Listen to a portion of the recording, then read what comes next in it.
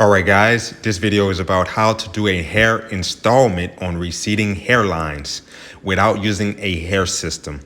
Well, this technique is very simple. I'll show you step by step. And I get a lot of questions about how can I get my hairline to grow full?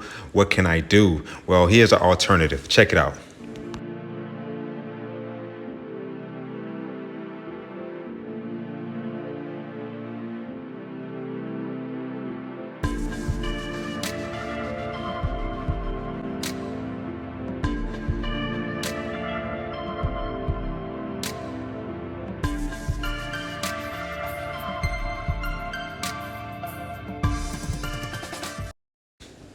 All right, guys, I'm going to jump right into it. All right, so at the beginning stages, before I begin, I want to clean the area with rubbing alcohol, or you can use astringent of your kind, doesn't matter. So what this does is this is cleansing the area from residue, from oil residue. This will ensure you have a clean scalp and a clean canvas to work with. And then I take my scalp protector. The scalp protector helps in many ways. This helps and creates a barrier between the scalp and the adhesive and then the hair unit. But for this procedure, we're using a different technique. We're not using a full unit, all right? So we're using hair strands. And I'm going to show you about that in just a moment. But this scalp protector, it sprays on, and sometimes it gets a little runny, but you just wipe it off. Just make sure that you're spraying the area where you are applying the adhesive. Besides, it dries really fast. All right, so my next step, I'm going to take my stencil and I'm going to draw out my hairline. Keep in mind, you don't really want to apply a lot of pressure while using your stencil. This will help you to save time when you need to remove it from with it being super heavy. So I prefer to go with a light outline around on the front hairline, just to make it easy on myself. So I always use the trimmers after I use the stencil, just to give me a more clear view of where my outline is going to be. And then I go back to the stencil just so I can get the hairline on point and perfect, because I am a perfectionist and I want the hairline to really stand out.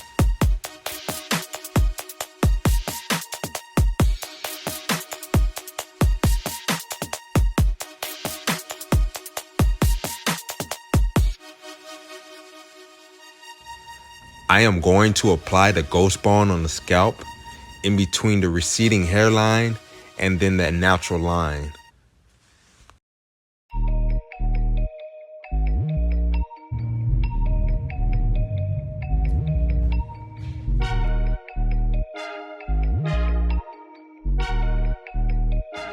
All right, so next I'm going to take my brush to kind of spread out the Ghost Bond evenly. And then I want to make sure that I'm staying in between the outline of where I use my stencil, right? After you apply the Ghost Bond adhesive, you want to let it sit and turn clear. All right, so now I'm going to take some scissors, and the hair that I'm going to install on my client, I'm going to cut it up really fine to where it almost looks like hair fibers.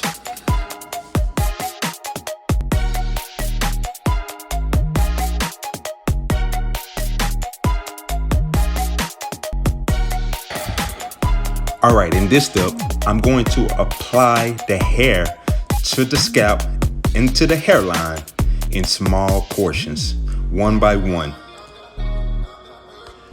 And as you are applying the hair, you want to kind of push down to the scalp. By pushing down helps to secure the hair strands.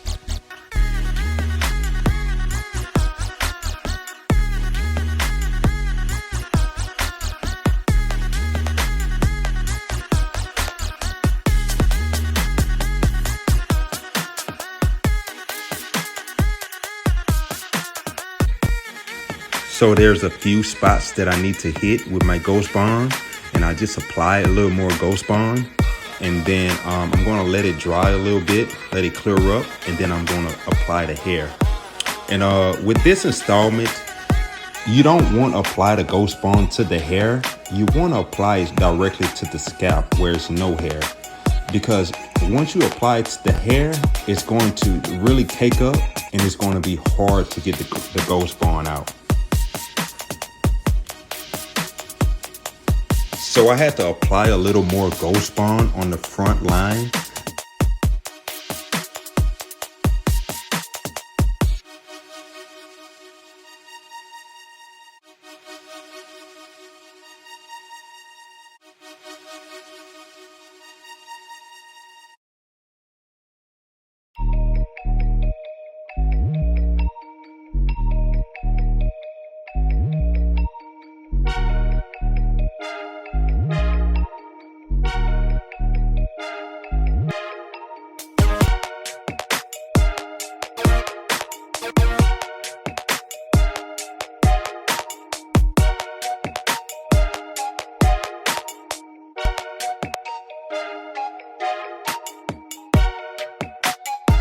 I used a little enhancement on the vertical bars to darken the size up, and then I sprayed Got to Be Glued on my installment so I can have a more secured front.